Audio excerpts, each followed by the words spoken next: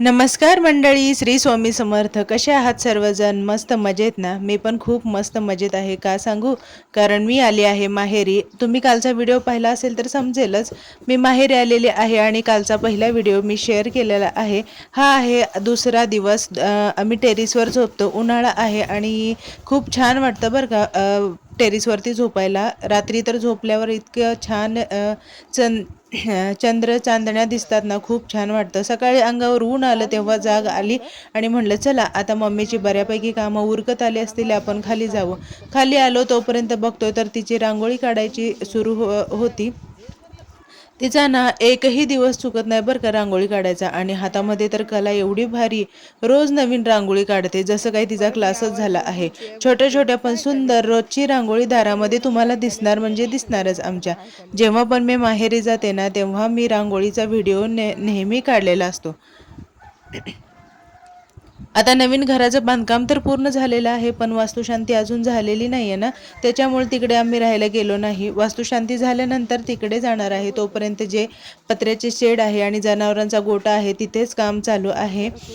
सुंदर अशी रांगोळी काढली होती. फक्त पांढऱ्या रांगोळीने रांगोळी काढते, कारण रोज दारात रांगोळी काढायची असते म्हणून. कलर काय वापरत नाही. कधी कधी तिला मूड आला की तिची इच्छा असेल तर मग कलर भरून रांगोळी काढते. पांढऱ्या रांगोळी काढते आणि हळदी कुंकू टाकते. आता हळदी कुंकू न टाकता रांगोळी अशीच ठेवू नये, रोज हळदी कुंकूच टाकावं आणि मग रांगोळी कंप्लीट करावी, असं तिचं म्हणणं असतं. ती रांगोळी काढताना कधी चप्पल घालत नाही, सुतकामध्ये रांगोळी काढत नाही किंवा काही प्रॉब्लेम असेल तर रांगोळी काढत नाही बरं का. हे नियम ते पाळून बाकी सर्व दिवशी ती रांगोळी काढते. चला आता ना थोडंसं आमचं रुटीन शेअर करते गावाकडचं. हा जो छोटासा पाण्याचा हौद आहे ना, हा जर्सी गायांसाठी बनवलेला आहे. त्याच्यामध्ये शेवाळ साठतं पाण्यामध्ये आणि ते क्लिनिंग करायचं बाबांचं काम चालू होतं. काय रे? गावाकडे लाईटीचा प्रॉब्लेम असणं, लोड शेडिंग असणं हे काही नवीन गोष्ट नाही. ते नेहमीप्रमाणे चालूच असतं. सकाळी सकाळी लाईट गेली होती म्हणून भैया ट्रॅक्टरला दुधाची मशीन चालू करून दूध काढत होता.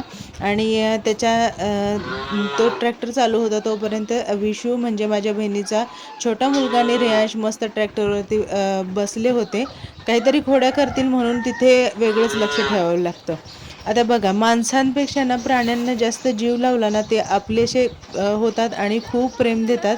हे फक्त शेतकऱ्यांनाच माहिती आहे. शहरामध्ये आपण राहून आपल्याला ह्या गोष्टी माहिती नसतात, पण ह्या गोष्टी ना खरंच खूप प्रेम देणारे असतात. म्हणजे माणसांपेक्षा जनावरच जास्त प्रेम देतात.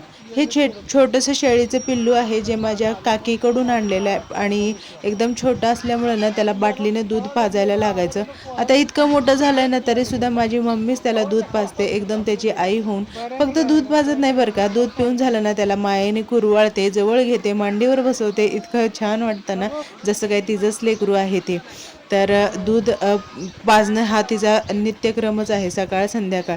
टाईम झाला की हातामध्ये बाटली दिसली की ते शेळीचं कोकरू आहे ना तिच्याकडे पळत येतं. इतकं छान वाटतं ना, जसं काही भूक लागल्यानंतर आपलं बाळ आपल्याकडे पळत येतं ना, तसंच ते कोकरू तिच्याकडे पळत येतं. खूप एकदम माया लावते, प्रेम करते ती जनावरांवर. कुत्रे असू दे, कोंबडे असू दे, शेळीची पिल्ली असू दे, गाईचं वासरू असू दे किंवा बदकं असू दे, काहीही असू दे, ती एवढी प्रेमाने जिव्हाळ्याने जपते ना. माणसांना कमी जपेल पण एक वेळ प्राण्यांना भरपूर जपते. सकाळी 8-8:30च वाजलेत पण भरपूर ऊन होतं. लाईट काय आलेली नव्हती, लाईट खूप उशिरा येते. आणि भैयाचं दूध काढायचं चालू होतं. आता मी तिथे गेले होते व्हिडिओ बनवण्यासाठी आणि तो माझ्या अंगावरती दूध मारत होता. तर अशी गावाकडची गंमत भारी असते ना. मला तर खूप आवडतं गावाकडे जायला. पण खरं सांगू, मला शेतातली कामं काही जमतच नाहीत. जनावरांच्या गोठ्यामध्ये जायचं म्हटलं तर इतकी भीती वाटते. त्यातून एक राऊंड मारायचं म्हटलं तर कसं बाबा जाऊ आणि कसं येऊ असं होतं. तर चला आता ना दुपारची वेळ झालेली आहे. बाबा आणि भैया गावात गेले होते. खूप ऊन पडलं इतकं की बाहेर तोंडसुद्धा घालून वाटत नाही, की बघू वाटत नाही. आणि बाबांनी आता आईस्क्रीम आणलं होतं आणि तेच आता आम्ही मस्त खाणार आहे बरं का. खूप मजा येते फॅमिलीसोबत थोडासा टाईम घालवायला आणि उन्हाळा असल्यानंतर आईस्क्रीम खायला आणि संध्याकाळच्या वेळेला चहा प्यायला सोबत बसून इतकं भारी वाटतं ना, हे तुम्हाला वेगळं सांगायची गरजच नाही. दुपारी बसून सगळ्यांनी मस्त आईस्क्रीम खाल्लं. सगळेजण झोपले होते दुपारच्या टायमिंगला आणि सगळ्यांचा अवतार बऱ्यापैकी बिघडलेलाच होता. त्यामुळे ना मी काही सगळ्यांनी कोणाची तोंड वगैरे घेतली नाहीत व्हिडिओमध्ये. जे असेल त्या आईस्क्रीमचाच व्हिडिओ केला. आणि आता बघा संध्याकाळच्या भाजीची तयारी मी करते.